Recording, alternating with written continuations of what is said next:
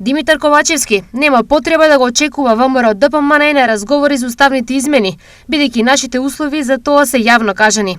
За да бидам јасен, ние имаме само два предлога и тоа се следните. Првиот предлог е многу јасен, а тоа е евентуални уставни измени да имаат одложено дејство, односно кога ќе заврши ратификацијата на пристапниот протокол во парламентите на земјите членки, односно кога Македонија ќе биде земја членка.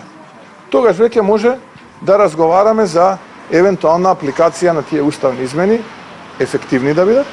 И вториот предлог е избори на есен, да избере три термина, 24 септември, 1 или 8 октомври, бидејќи секако нас месеци не делат до редовните, а не гледаме ние како политичка партија причина да оваа влада остане ден повеќе. Според Мицкоски, сите можни услови за предвремени парламентарни избори се створени и тие мора да се одржат веднаш и без претходна техничка влада. Еве јавно кажувам, бидејќи нашите информации велат дека следната недела пратеничката група дали на ДУ или на СДСМ имаат дилема, ќе излегле во парламент со идеја да немало техничка влада повеќе.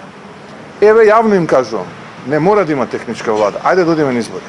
Не мора 100 дена.